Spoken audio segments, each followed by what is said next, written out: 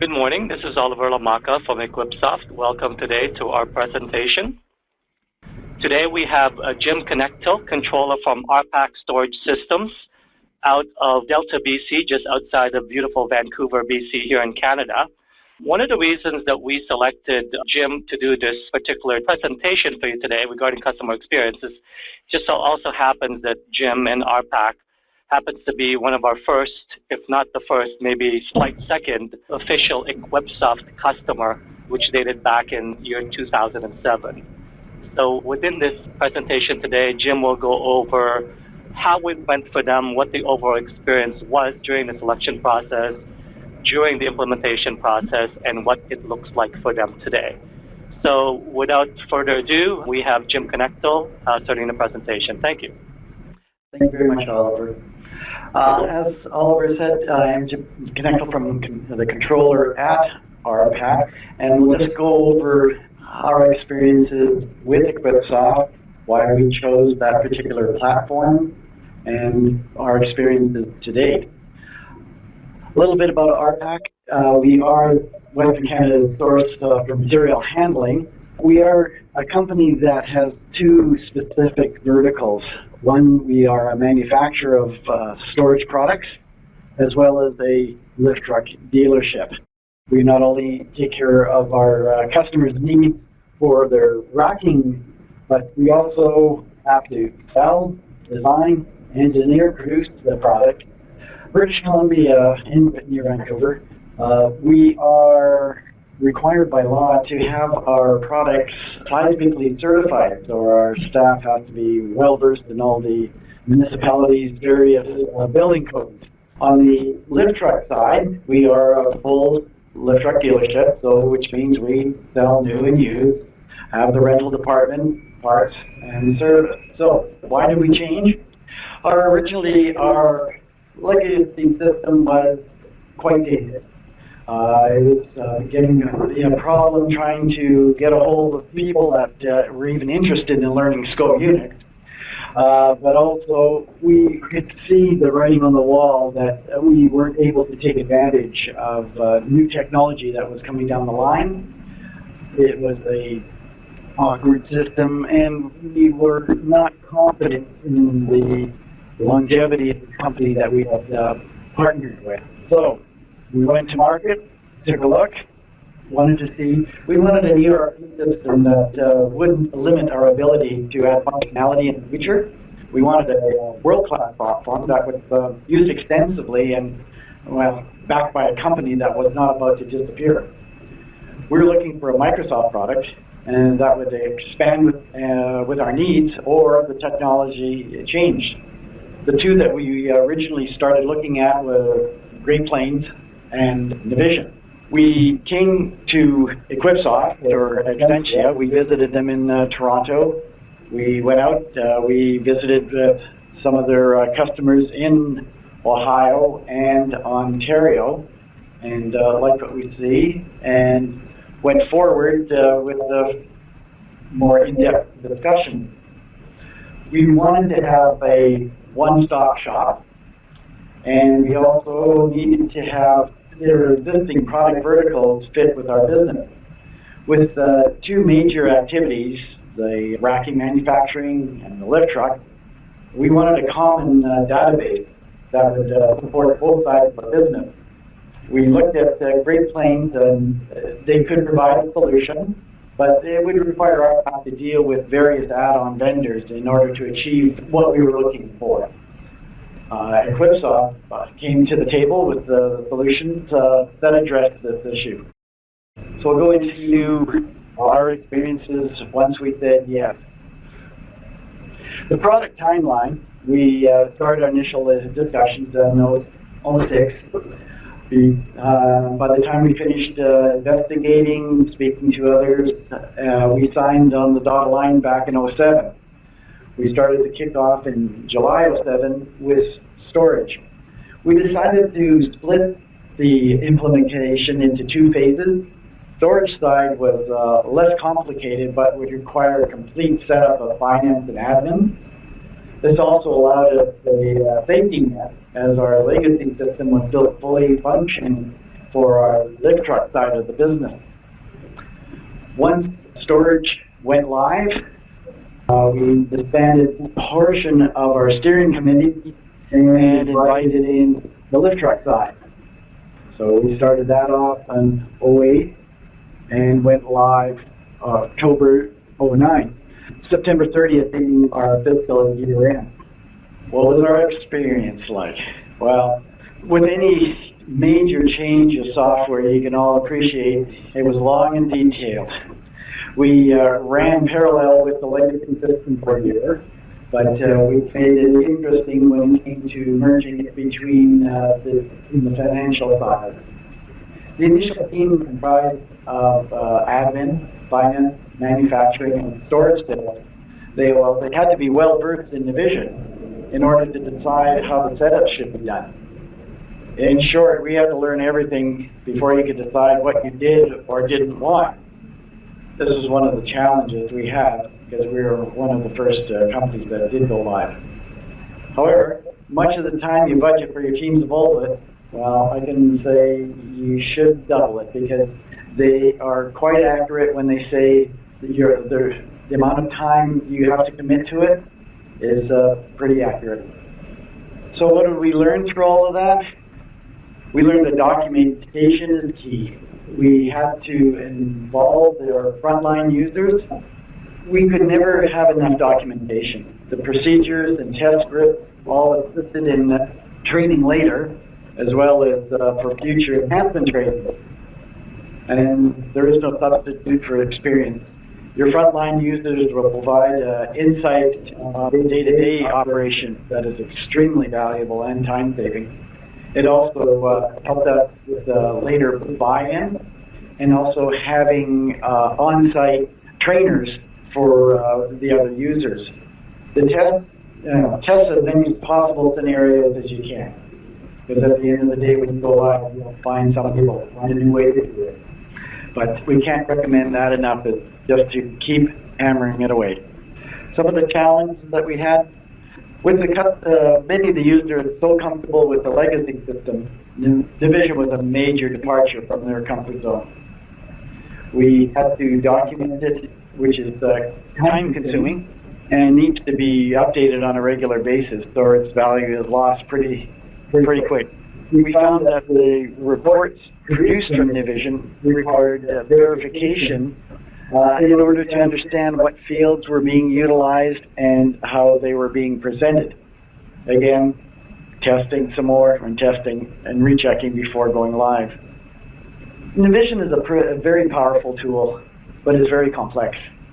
The advantage is that EquipSoft has completed multiple implementations, so at least more of a standard has been achieved.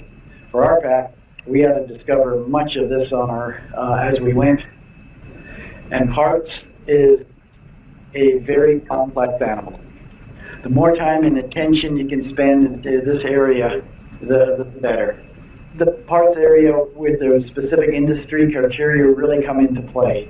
Also, pricing and stocking requirements are quite complicated, and your initial setup decisions are vital. So what parts of EquipSoft do we use? We pretty much touch all of it. We have our sales and purchasing, which is for both sides of our business, storage and lift truck. We utilize the rental, parts, sales, and purchasing service. We have acquired modules of their manufacturing vertical and of course finance. With sales and purchasing, we are a Canadian company purchasing a large portion of our inventory from U.S. suppliers. So we encounter exchange issues that come into play. So the exchange is reconciled monthly at an applied rate. This can get awkward and must be presented to your customer when you have lead times expanding possibly multiple months. The parts catalog also requires special treatment regarding exchange, as many of the corporate accounts have fixed selling prices. Parts has created many of their own upload procedures in order to accomplish this. With two diverse product groups, special attention was needed to ensure that when changes to setups for one side of the business was needed, it did derail something on the other side. For the most part, the company is two entities joined at the chart of accounts. Our rental department has more than 1,200 pieces of equipment that must be maintained and tracked. The depreciation activity each month in our legacy system consumed multiple days just to keep track and to enter it into the system. That time has been greatly reduced down to minutes as opposed to days. We fully utilize the rental tree as well as tracking and equipment utilization reports. As I said, the parts and service that is very transaction oriented. They have developed numerous reports on their own to assist in determining stocking levels, cyclical account procedures, and banned part stocking levels. The parts department deals with such large catalogs. They've been able to accomplish a lot of this on their own, but that is one area that is a challenge to deal with such large volumes of parts SKUs. In their service department, as many of you know, when the service tech writes the description of the work performed, those reports came back in the office and previously were transcribed on the invoice for the benefit of the customer to verify what was being done. We needed to streamline that. So we've adopted the component, modifier, and fault codes. This combination has greatly reduced the need for getting into too much detail as to what exactly transpired at the customer's location. These particular fields have become mandatory. By using the fault codes, we've been able to get even a better in-depth reporting as to the activity and assist the customer as to where their specific points of concern in their truck fleet. Functionality is quite vital. It's assisted us in our PM scheduling to encourage the users to make sure that the work orders are completed to a standard that we want to maintain, and also assist in planning. In our manufacturing side, the storage orders, when they are implemented, are linked so that plant or manufacturing orders are transferred directly to them. That module helps them to coordinate and plan the scheduling for that evening's production, as well as future planning. A lot of these orders can take upwards of weeks to complete through the plant. Again, this is one area that we would like to, we need to explore more and get more utilization out of. They're comfortable with where everything is working now, but we can see where there could be future advantages in planning and scheduling. With finance, it's pretty straightforward. We have a centralized accounts receivable and payable, cash application, deposits, reconciliation is all done at head office, as is our payable. Finance is greatly reliant on the application of the division and department dimensions. Attention to that particular detail is mandatory. We've made a number of those dimensions are mandatory throughout to ensure that when it hits the JL that there's no question as to who did what. When we talked about earlier about product add-ons, we did outsource and have added to our EquipSoft product. We are a QuickTag user. Right from the get-go, we wanted to streamline our service department and cut down on how much paper was being filed on a day-to-day basis. The use of QuickTag in the service department relieved our service coordinators from having to translate the service repair story, as well as the use of the code and fault codes. It greatly cut down on the daily filing of the tech worksheets. So for every invoice, the tech's worksheet is scanned and attached to the invoice and is stored online. We also use the QuickTag in our AR department, any credit apps, correspondence, or sales tax correspondence is attached to the customer card, which has assisted us whenever there's a tax audit and verifying the status of a customer. We used JET reports throughout all the departments and have developed reports that assist in stock taking, product analysis, as well as month-end and year-end activities. So what's next for us? Well, we've been on the product for a number of years, as was said earlier. Right now, we are in the process of implementing business intelligence. That's spun up a virtual server that is running the BI for the product.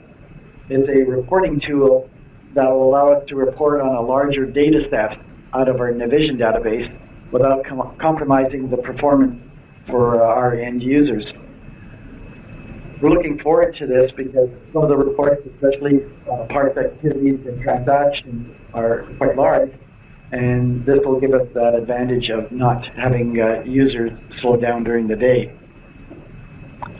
We are investigating 2013, which is on our radar. Many of our future projects that are on our wish list would be either covered or greatly enhanced with this upgrade. This particular upgrade is really a major step, and it's not only is it going to affect how our end users interact with the product, but also with the back-end structure. And due to the large scope involved with upgrading to 2013, Arpac is going to undertake a review of its policies and procedures as it relates to how we set up and are using Navision. So, granted, this is no small feat. We've recently employed an in-house system administrator to oversee the upgrade, and is in the process of reviewing and redocumenting our procedures as it exists now. The FA will also oversee all new projects that we have in mind. We're taking the upgrade to 2013 as our opportunity to have a do-over, to re-examine our setups and to confirm that the direction and how we originally set up Navision was the correct and the best practices for us. We're looking at field service, which would be a major step in speeding up our customers' on-site service procedures, and also dispatching to assist in the service department's visualization of where our fleet is dispersed. Outfitting our field techs with the ability to access equipment records, parts, and relay completed work orders directly into Vision is paramount. The time saving and getting invoice to customer would be greatly reduced. We are looking at GPS. We've looked at a number of different solutions. Again, that is an obvious assist in making our management more efficient of our field service techs. Barcoding would be next for our rental equipment, but possibly also for our parts department down the road. Currently, our focus is more on the equipment side, either with the standard barcode, but with possibly a QR code that would not only allow our field techs information on the unit, but would provide a quick solution for also our customers to assist them in relaying vital information when requesting service. On the telematics, it would be possibly for a future project for meter reading and on the customer and rental equipment. Currently, this isn't the top of our list because we've seen so many changes in technology. It seems that if we can put it off for a short while, I know our other opportunities and solutions will present itself. I know that didn't take too long, but for the most part, that is Arpac in a nutshell. We've quickly touched on how we've interacted with EquipSoft. We do this on a regular basis. We are looking forward to moving forward and enhancing our experience and utilizing our Navision product to the fullest that we can experience with it. Thank you. Hello, this is Oliver. Thank you very much, Jim. I really appreciate you taking the time. I just wanted to quickly do a summary of some of the technology that they're looking to do today for some of you who might not necessarily be aware of what we are doing with them, to give you a little bit more detail. So before we the Q&A out there for everyone to ask their questions, I just want to quickly just go over that with you today. This is the QuickTag solution for document imaging that Jim was mentioning earlier. Essentially, in a nutshell, what it does allows them to be able to attach documents to work orders, rental contracts, sales orders, etc., using a technology called QuickTag. What it does allows you to take a document, affix a serial number barcode on top of it, and have it linked back to the document itself. If you want further information on this, I can certainly provide that for you. Additionally, the other project that they're working on is business intelligence, which is dashboards and key KPIs or key performance indicators. It's currently in progress at the moment. Basically, what it does is gives you a much more dashboard type of reporting that they were not capable of doing today with Jet Report. Although they're not going to replace Jet Report altogether, not going to get rid of it. It's still part of their reporting process. This just gives them a little bit more graphical and easier to distribute type of reporting, because one of the biggest advantages of business intelligence is that you can have as many users viewing the reports, and to distribute it, it's a little easier. The other project that they're looking at is the expanded mobile field service technology. Basically, what it does is allows the technicians out there, in summary, to take the information, to get the information regarding work orders that have been assigned to them, work off of a tablet computer, and then enter their time and material. So basically, what I want to do is I just want to quickly show you what the interface looks like at the front end, or at the back, at the back end. What I meant is, in the case of the dispatchers in the office, the dispatcher will be able to see on a dispatch board, what work orders have been assigned to which technician on a particular day. At the same time, they can also visually see it on a map. Earlier, Jim talked about GPS. This will be integrated back in the future, which is more likely phase 2 of the project, so that visually you can actually see those technicians moving the map.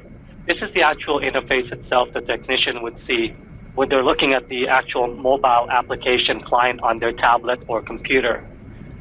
This is the interface they would see when they're entering their time and material, which is actually very easy, just using your finger. You can just touch the screen, enter the quantity, the hours, etc. On the other hand, there's also telematics or telemetry. This is a view of the equipment record that resides in the database. I just kind of expanded that field called telemetry ID. The telemetry ID would match the ID that is attached to the machine or the device that's attached to the actual forklift itself, or construction equipment or agricultural equipment, a tractor, etc. So it's just reading that number there, which is 105,621. And it's passing that information cellularly back to EquipSoft. I didn't bother showing you a presentation here for barcoding. That's something that we are going to be working on as well. So in summary, hopefully what you've learned today is the experience that Jim Knechtel from Arpac has had with regards to selecting the software, what it was like during the implementation process, what it's like using the software today, how it's improved their functionality, and as a company, how they can leverage the technology that we offer as a Microsoft-based solution with the different add-ons and partners we've worked with to give them essentially what they want as far as their product and technology roadmap goes for the future. If you have any questions, feel free to give me a call or send me an email. I did have a question that just popped up. For those of you wondering why we didn't show any software as far as Arpac go, one of the great things about the software today is that it follows a lot of best business practices. In fact, I visited Arpac about a month ago, and many of their best practices is similar to what we recommend to all of our customers. So as far as software goes, they're actually using precisely what all of our customers are using the software for, although they have some very unique requirements, being Canadian and being exposed to the currency fluctuations between U.S. and Canadian dollar. Generally speaking, they're using the system similarly. So therefore, the point being is that from a demonstration standpoint, much of what you see from a demonstration from me when I go ahead and demonstrate the product to you is very similar to how they're using the product. Just a quick reminder, though, that they are using version 2009 of the software, which is using the classic client. And that's primarily why we didn't bother showing you any software as well, in that, you will be seeing an older version of the screen as opposed to the most current version, which is 2013, and that they are planning to upgrade to in the future. Once again, thank you very much, Jim. We really, truly appreciate your time. Have a great day, everyone.